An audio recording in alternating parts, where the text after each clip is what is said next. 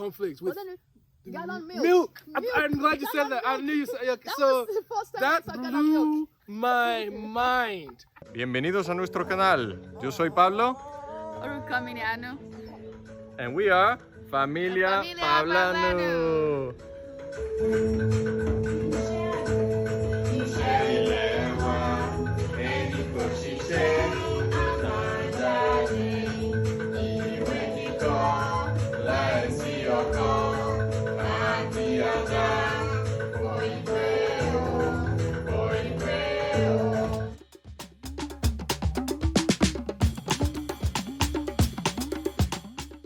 Ẹ káàbọ̀ padà sórí ètò wa one on one with Pablanu. Ọkọ mi ló wà ní the camera lọ́tẹ̀ yìí, so hàn sí ní ọ̀dọ̀ wa ń dìbà yìí. Ìbà fọlọ́run Elédùmarè tó ní kí a máa bẹ. Ìbà kejì lọ fún àbúrò mi Ayọ̀ tó wà ń dìbà lónìí pẹ̀lú wa. Ìbà kẹta lọ fẹ́yàn ará ilé tẹ̀ ń wò wá. Ojú tí ẹ fi ń wò wá kò ní fọ́ o, etí tí ẹ sì fi ń gbọ́ wa kò ní di. Lọ́tẹ̀ yìí olórí ètò wa yìí a fẹ́ ṣe interview fún àyà kan fẹ́ béèrè àwọn ìbéèrè ráńpẹ́ nípa Yorùbá rẹ̀ àti nǹkan bẹ́ẹ̀ bẹ́ẹ̀ lọ. Ẹ máa bá wa ká lọ. Ẹ̀lẹ́ o ẹ̀lẹ́ báwo ni ṣé o lè sọ fún àwọn ará ilé ọmọ ọdún mélòó ni ẹ nígbà tí a kúrò Nàìjíríà? Yes. 7. Ọmọ ọdún méje. Oh, okay. Nígbà yẹn ṣé o rántí primary school ló wà nígbà yẹn? Ṣé o rántí bóyá primary 2, primary 3 ló wà àbí ṣé o rántí? Primary 3 mo wà. Primary 3 ní Nàìjíríà. Okay. Mi ò dẹ̀ rò pé ọkọ yín ní Yorùbá ní class at all. No, wọn kọ́ wa ní Yorùbá. But a sọ Yorùbá nílé, so ibi tá a gbé, Yorùbá everybody ń sọ, but ní class English ni. Wow. So tí ẹ kọ́ Yorùbá ní iléèwé rárá. Yeah, torí mo rántí pé èmi náà ńgbà tí mo wà ní elementary school mọ́mì ló máa ń kọ́ wa nílé, wọn máa ń sọ fún wa okay báyìí náà yẹn pẹ̀lẹ́ wọn máa sọ àlọ́ oríṣiríṣi fún wa. So basically àwọn ni teacher wa. Nígbà náà àwọn ni teacher wa. So nígbà tó wá dé Amẹ́ríkà sọ fún wọn nípa first experience yẹn. Sọ ní èdè Gẹ̀ẹ́sì. Well, okay, àti nǹkan débi. Ní Louisiana. Yeah, I mean, mo lè sọ English àbí Yorùbá ní kí n sọ àbí? Okay, ló bá mi ìgbà tí mo kọ́ dé Amẹ́ríkà. Mo rántí ìgbà tí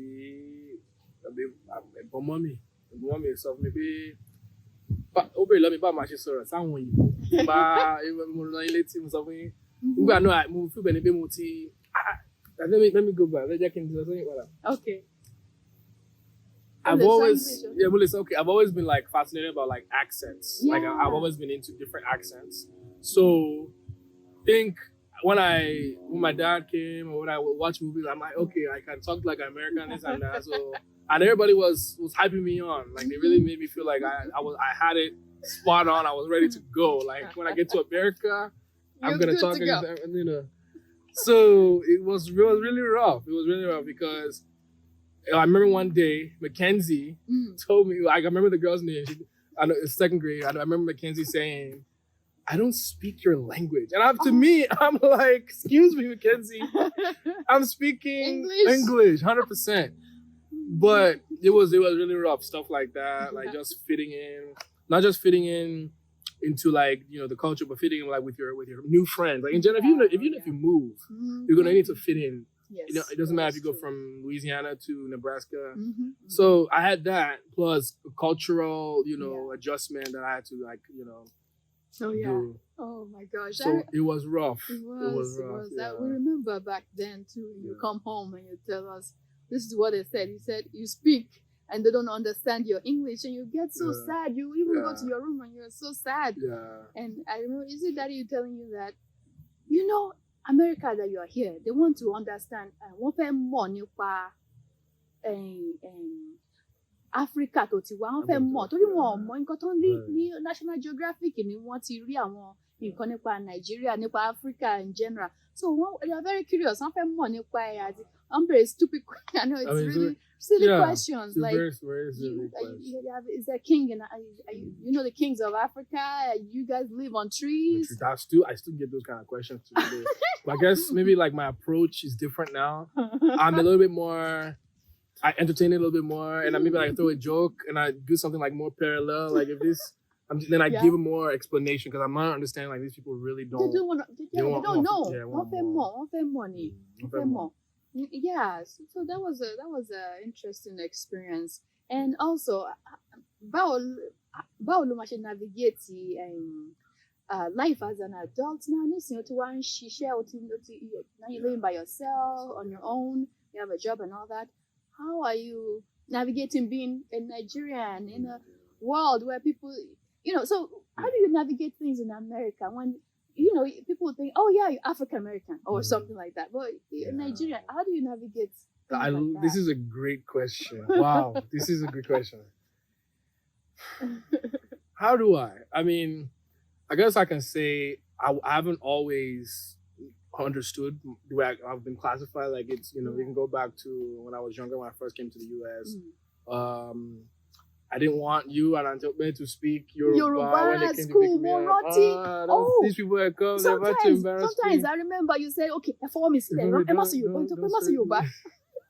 So I would, I'm also Yoruba because these are my friends. I don't want to, I want it to be just like them, right? But I don't know when I went into middle school, same thing. Yeah. I'm like, now I actually switched. So for reference, my first school was predominantly white. So that was my foundation, in terms of like, which predominantly white is like, okay, Midwestern culture, talking like that and things like that, right?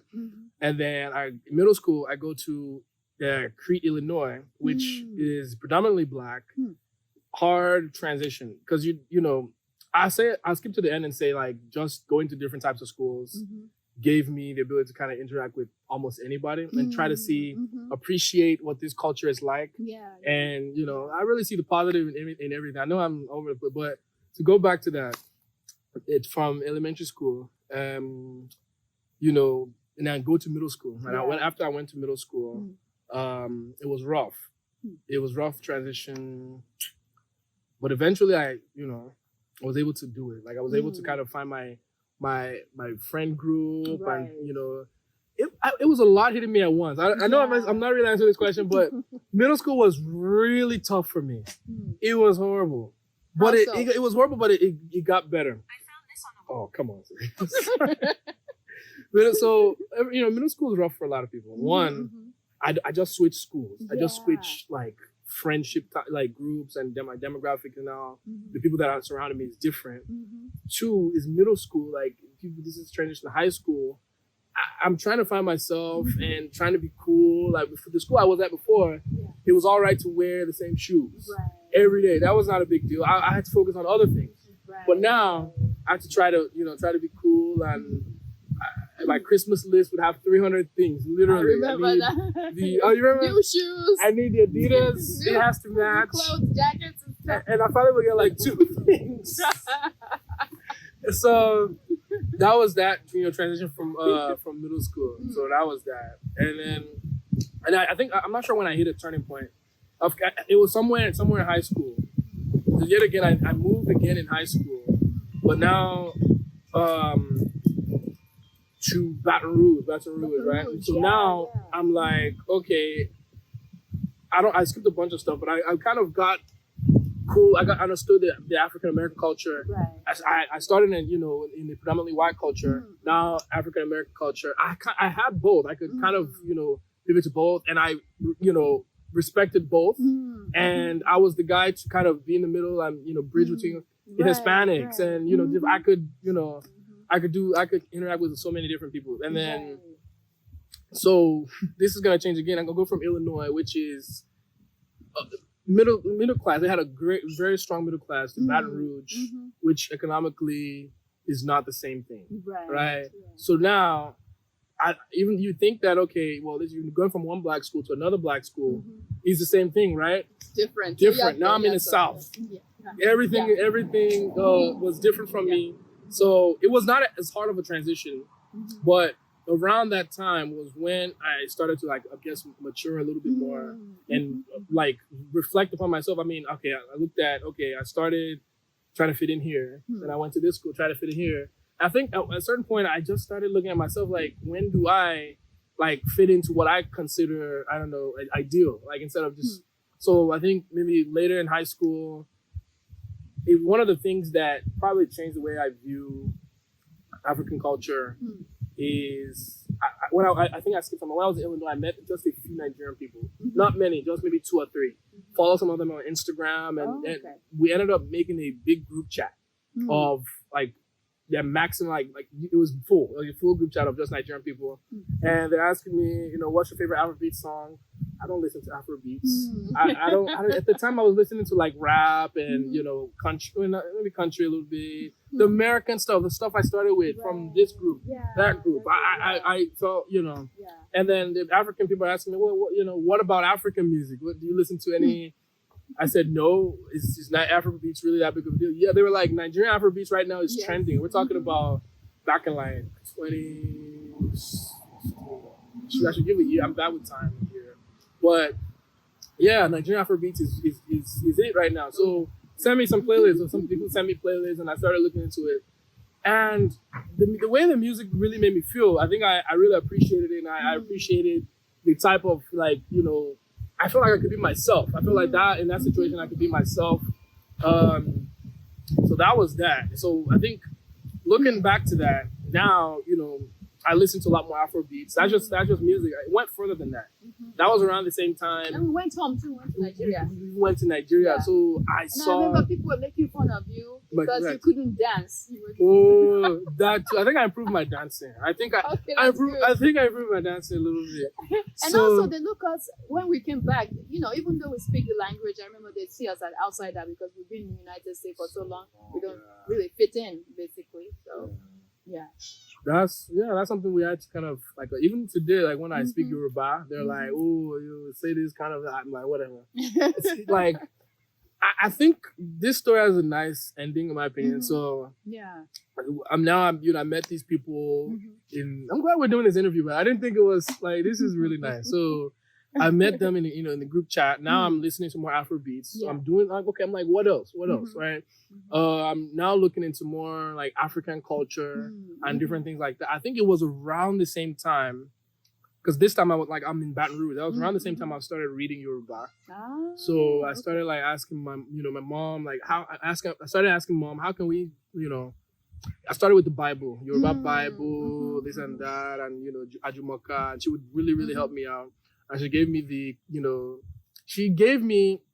the blueprint. She told me to do remi, right? And, you know, just speaking Yoruba already, it was tough because there were certain things that just didn't flow the way I said it. Well, if I took the time, I could read it. So over time, I improved my Yoruba. That was Yoruba, my Afrobeats. Another big thing happened. Like, I started playing jazz band in school, so that gave me more appreciation for like the roots, like the start, like, because jazz came from like African culture, right? So a lot of this stuff kind of just gave me more appreciation for just different things, that different pockets of things that I kind of, I guess, didn't really think it was a big deal. Wow. That's so I think that we can like maybe fast forward to now, where maybe in college, you know, met Nigerian people here and there. You know, I have African American friends, I have white friends, I have Hispanic friends. At work, you know, I meet the Hispanic people, meet the white people, meet just different demographics of people. I think my understanding and my appreciation for people, just because of my different experiences and the different struggles I had, it improved. It really made me appreciate people more. Because I kind of struggled at first, but when I got cool with you guys, we're friends, and I really value that. So at least I'm talking a lot of. So time makes everything better, and you mature, and it makes a lot of time and maturity. Time and maturity. So and see people as people, and we're all people. individual. Individual, people. yeah. Oh, They that's see them really as cool. themselves. Really. Right. So I'm now at a point where, yeah, you know, I'm Mhm. African American. I mean, because that's how I'm perceived. Right. I'm African, right? Mhm. You know, I'm Nigerian. Mhm. I really don't think I fit in a specific category. Mhm. Mhm. It depends on where I'm at. And that's Where how I it should am. be. We're all Yeah. individual. We We're don't fit in individual. one box. We're all, yeah. We're individual We're, people. we're So individual people, and that's how it should be. yeah. That's really good. So far, ẹ jẹ́ ká tún béèrè ìbéèrè míì wípé kí ni oúnjẹ tí o fẹ́ràn jùlọ? Ṣé oúnjẹ Nàìjíríà ni? Tó bá jẹ́ bẹ́ẹ̀, sọ irú oúnjẹ Nàìjíríà tó fẹ́ràn jùlọ fún wa. Jẹ́ kí n lè sọ lẹ́yìn Yorùbá. So oúnjẹ tí mo fẹ́ràn jùlọ is ẹ̀gúsí and iyán. I mean, I need to, because Ilara, the Yodo people, that's what we are known for.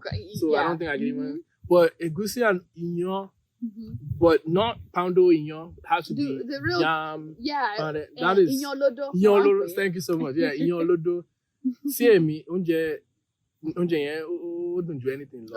Ó dùn gan. Like it's the texture, the taste. You can even eat the iyán itself. That is true. With nothing. Lóòótọ́ ni. And then you add this 10 rated egusi with all kinds of assorted meats. It is above 10. That's my favorite food. Yeah. The food is more like that. Ìyẹn náà dà. Irú nígbà tá à ń sọ Afrobeat, mo mọ̀ pé ó ń trend nsìn. Irú orin wo gan-an ló fẹ́ràn jùlọ? As in like the genre or? Okay, genre. Okay. That's a question I can't really answer because okay. I play music too.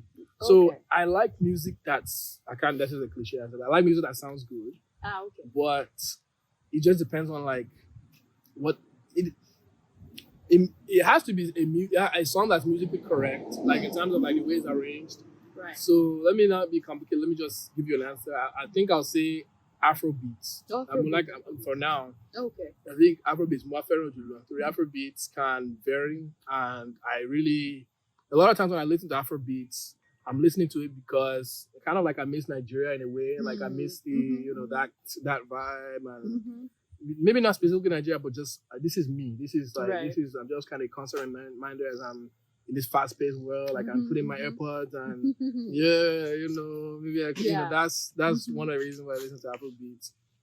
Is I don't think I would. Maybe if I was in Nigeria, I probably would still listen to the same Afrobeats, but maybe not for the same reason. Okay. That I listen to it now. Wow. So we like jazz, we like pop. I mean, when I was coming here, what was I listening to? Black Eyed Peas. Black Eyed Peas. Like just different because I really appreciate all these eras and all these genres and yeah. Wow, you know that. Hey, one-on-one with Pablo ni láwa yìí. Pablo, ṣé ẹ fẹ́ béèrè ìbéèrè àbí ṣé ní ìbéèrè tẹ́ fẹ́ béèrè lọ́wọ́ Ayọ̀? Mo ní ìbéèrè ṣùgbọ́n mo ti gbàgbé. Okay. Ṣé ìbéèrè? Tenéis que bailar. Oh, Anatijo. Anatijo. I think I said that. Àsìkò ijó la dé yìí o. Ẹ jẹ́ ká wá fẹ̀jẹ̀ ẹsẹ̀ lájó. Okay. Ready? Afrobeat skills. Yeah. Ready? I'll wait for this country. Elena no. Baila. Ahora. Good you. Oh! Like more traditional. Kini re, ṣe ṣọjú kọ́ rẹ ni. Ó fẹ́ dàbí sọ́jú, ó ti jọba. That is to say, ó ti jọba.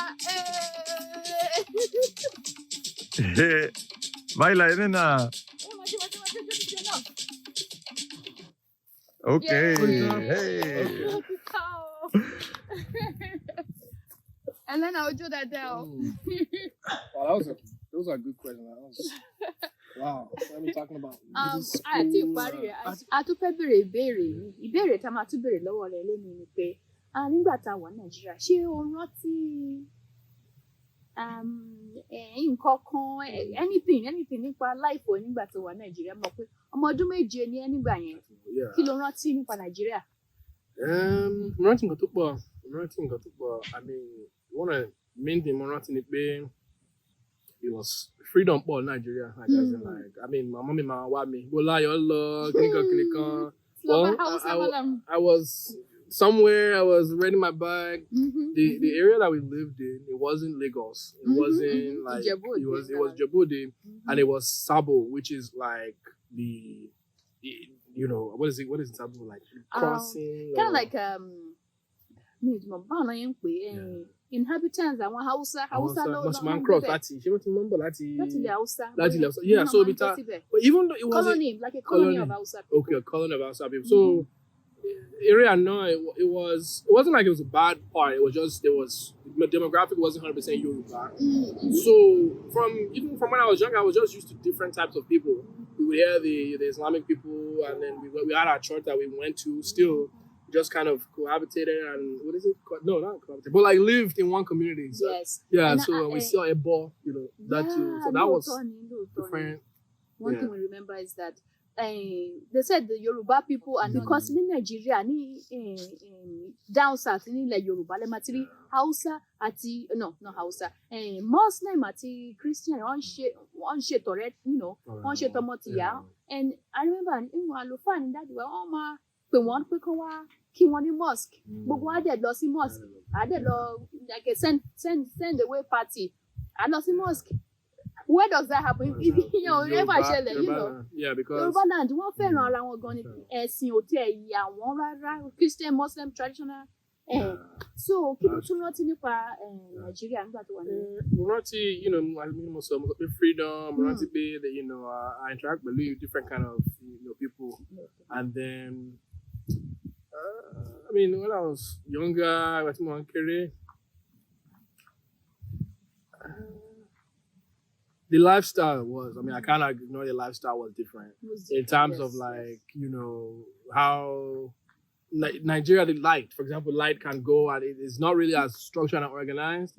And when I don't know, like when I was imagining the US, I didn't see pictures. I'm like, there's no grass. Everything is pavement, like just pavement and building, everything lights, bright. And it was, of course, it wasn't like that, but in America, yeah, that's my vision of the US because So yeah, that was really my lifestyle. It was a little bit more freedom, not as much structure. We interacted with different types of people. We do here, but just even within Yoruba culture, you can say, okay, maybe just Nigeria is Nigeria. You just have everybody's kind of the same. No, Nigeria, different tribes, and and then we went to Lagos. That was a big deal for us. We went to Mommy VI. Like we saw, did she do decorating? So that we saw her balloons, and she had a house help. So her life, every time we go to Lagos, is like, wow. Yeah, this is it. We are here. Like we are. This is what life is like. So. And Lagos is like the small London, so everything is just nice. But we don't want to live in Lagos. It's just fast-paced, too fast-paced. Yeah, honestly, I don't think I would even fit in if I lived in Lagos. Like when I was younger. So maybe I'm adjusting now because this is like maybe my first time living in a city. Like it's not bad because this is not like a huge city. I'm not in like New York or I don't know LA but maybe San Francisco. Yeah. So that was my transition. Interesting. It's very So there's so many. But other than the school part, what other culture shock you're experiencing that today in American BI? I mean, I know you were 7. Yeah. Do you remember much of the culture shock? I remember one. If you don't remember, okay. I'm lọ sí church and tí bishop kan Michael no ọmọ ní Michael, if I talk to you, look me in the eyes nítorí pé Niger culture tí àgbàlagbà bá ń bá ẹ sọ̀rọ̀, you don't look them in the eyes, you look sort of down with respect. Still don't do that. That was one thing I probably didn't pick up. I mean, I looked every once in a while, but for me, I can't be like this and like looking at somebody. For me, that's something I just never picked up.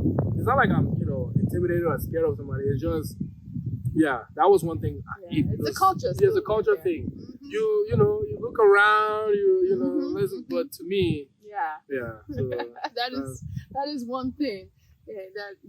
So and then the so two many told other you, things look too. me in the eyes. Look me in the eye when when I'm you're talking to you. yeah. And then you start looking at them in the eye, but it was still not comfortable for you. And like another thing too, like is the respect. Like I mean, if you're a clergy man or you're somebody with a rank or position, you are yes sir, this and that. That's what it is in Nigeria. We come here, everybody's all buddy, everybody just handshake, nothing. Yeah, the culture, the respect is a little bit watered down here. There's still respect. Yeah, there's a different type of respect. Because I'm not gonna say like there is no respect here. No, there is respect. There is respect. I think I was thinking the other day. I think people is here is like respect is earned, not given. Not all the time, but for the most part, you have to earn respect from me. That's here. But in Nigeria, respect is given. Yeah, if they're old, just because they're old, or just because their title, their title, age. So this. Yes, I went to I went to a church. It was a Nigerian church. I had people like they seemed like they were older than me. Yeah, I think we were talking about like respect, right? Yeah. Went to a Nigerian church and people were like, "Hello, sir," like literally like this, like sir. I'm like the whole time I'm like, "All right, thank you, this and that." Like but I was concerned, right? I was not concerned, but I was little. I don't know. I didn't know how to take it. I didn't know how to take that kind of respect. I don't think I've ever been given that much respect in my life. Yeah, because they don't know who you are. They don't know. You could be older than them, so they have to go from the highest, you know. Yeah. So that, like I said, like for reference, you know, we talked about respect. Everybody called, you know, we went to New York. Right, New York. That's where we are. Food. I think you asked a question about food. Oh yeah, hamburger. Okay. So we arrived we just recently arrived in Nigeria, from Nigeria to New York. So another thing after this note is like what the difference in the food in Nigeria, right? The culture shock in terms of differences. Food differences. Yes. Yeah. So number one, I think we said burger. I forgot to say this, but what I thought a burger was, you know, they have peanuts. They have peanuts. That's what I thought a burger. Peanuts wrapped in some kind of whatever sweet stuff. That to us, wow, you are eating. That's burger. But you know, we didn't understand that a burger had beef. You know that. We did not know that. Like beef, cheese, bun, and everything. Yeah, everything. And they took us to McDonald's. Yeah. I remember we only ate the fries. I don't even think I ate the fries. I think Mommy New York, right? Mommy New York, you know, and for reference, Mommy is like, you know, what you do for respect. Oh, yeah. Yeah, so there's different levels. So I think one of the highest is Mommy. I mean, you can be like, big mommy, big daddy, like that's respect. Respect. So, that's basically our dad's older sister. So she's Mommy. So Mommy New York, we went to her from Nigeria. We directly went to New York from Nigeria. We didn't even, go to. It's a direct flight. Yeah. So that was more convenient. So. Okay, so hey, you know, this is McDonald's. This food is good. This is food. Yeah, that's what they told us. I saw the little egusi. I thought it was egusi on top. Oh, on the bun. I think you mentioned that. I was like, why is there egusi on top of my? I was picking it up. Why it's not cooked? You have to cook egusi. Egusi is a very delicate thing. You don't just eat egusi. So that makes sense. So. It was completely disgusting. I didn't eat it. I didn't finish it. Yes. And then that was for burgers. So and we went to their apartment and to their house, and I remember they had to drink cornflakes. Cornflakes with gallon milk. I'm glad you said that. I knew you said. Okay, that was the first time that blew my mind. When they brought out the milk, we ate the cornflakes. No way. From the fridge. No way y'all have this much milk. That is just absurd. We don't have that. We have what is it? We have cans. Sachets. The sachets in Nigeria. That's milk. You mix it with water. Right. So that was a big deal. I was like, this is luxury. They're living the life, that, you know. It doesn't get better than this. Like, it doesn't. The life. So then I think Daddy took us to, now in Louisiana, we got pizza. Right. Now I love pizza. By the way, for reference, I love pizza. I love burgers. But the stuff that I didn't like at first, now I'm just like eating it. I really like it. So Daddy took us to either Pizza Hut or Papa John's. No, maybe even Domino's. I don't know. Okay, one of those. No, it wasn't CC's. It was we had to wait, and I know the CC's like we had to. So I didn't like the pizza. I'm not sure there anybody. Was cheese. Yeah, no, cheese. I don't think we liked it. That was disgusting. Yeah. But Oh the my God. one thing is, this probably will remain one of my favorite foods, is the Chinese restaurant that he took us to. Oh, I remember That that. was rice. I remember that because you took 5 plates. You took 1 and 2 Yeah. and 3. That was from day one. When I got to the US, Chinese food has always been what I Buffet, like. buffet. Yeah, and my friends even know from high school, there was a Chinese restaurant by our school. Mike, where you getting? It was like freshman sophomore year when I just started. I had Chinese every day for a whole semester. Oh gosh, wow! I'm not sure that's healthy. Yeah, so no, it's not, right? So that, like just for reference, that was the one thing I just never really didn't dislike, and to this day, like, it's one of my favorite things to eat. Yeah, I remember So, that food. we got to America. I remember my thinking is that, wow, there is a lot of food. Everybody just eating, Yeah. non-stop, eating, buffet, fill your mouth, fill your thing. And I was thinking that, I really Everywhere. remember that. I remember times in growing up when we didn't have food, when we didn't have dinner to eat. And then we see this food with land of luxury. We have food everywhere. And I literally see people handing them up and then they have to throw it away because it was so excess. I felt a little sad on the inside. Right. Because that was... I'm not going to say I really, maybe I wasn't that mature yet. I didn't look into that. Like, Yeah, I was 15. okay. so And I probably was like, what, okay, y'all throw it, Yeah. food, whatever, right? But now that I think about it, I think I got that when I started working at Walmart. Maybe not so much at Taco Bell, but I was working at Walmart in produce. The code was, I'm not sure if they changed it. If it has a blemish, you throw it away. And what do they do with it? They throw it in Trash. I think you're right. They throw it. I'm trying to see if they actually separate it. No, they don't.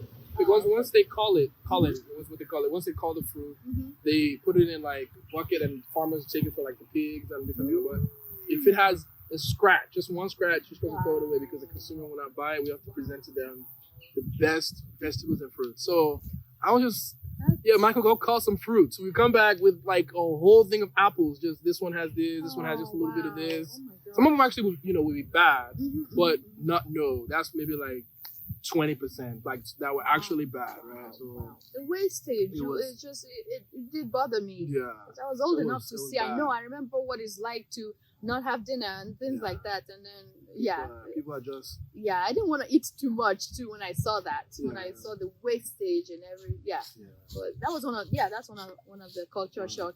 It was But food, of the food and there's the music too. music, yeah. And speaking, I remember, people didn't understand what I was saying too.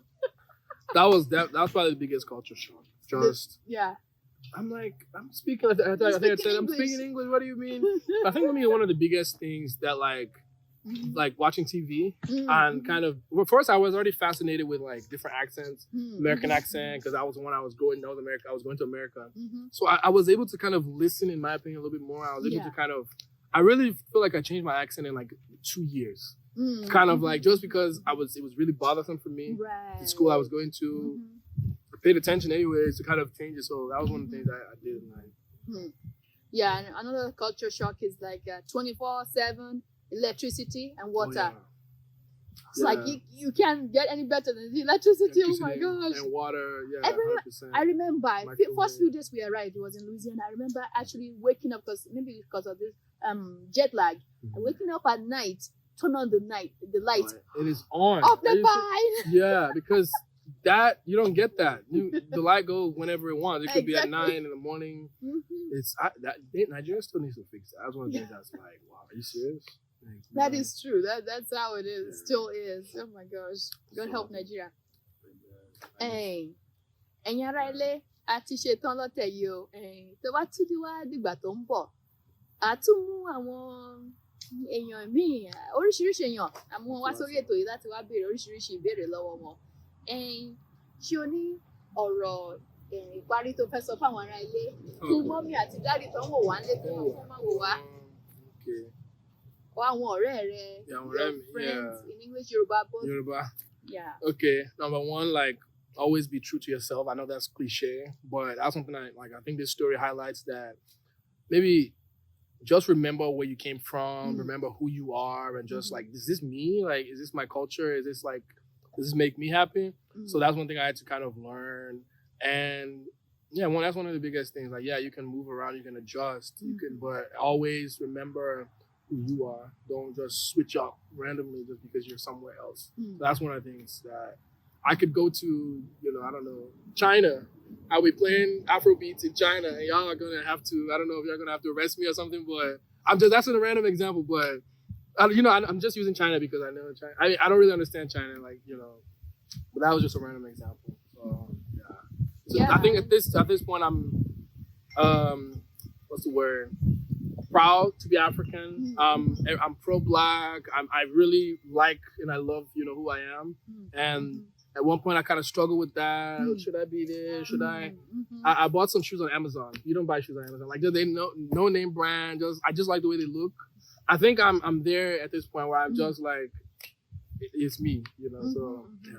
Yeah, and also that to see people as people. We're all God's creation. We're all humans. To see us as we're all the same. We all have different struggles. We all have different problems to deal with. But at the end of the day, we're all human. We're all God's creation. And if we see people as people, the world will have much more love for each other and tolerance for each other and just love each other.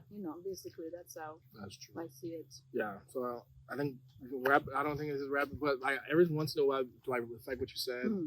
I wish like I was born everywhere. I know this is weird. Like I wish I was born in every single place or culture to be able to kind of experience. I don't know different cultures, differently. Because I'm seeing people like, oh yeah, this is this. We eat this and we do it. I'm like, wow. Like to me, that's like really big deal because àwọn ìbéèrè wa ó ti parí lọ́tẹ̀ yìí nìyẹn tó bá tún dìgbà tó ń bọ̀ kí ayọ̀ àlàáfíà àti ìdùnnú kó má ṣe kúrò ní ọ̀dẹ̀dẹ̀ gbogbo wa o títí ìgbà tó ń bọ̀ ire o.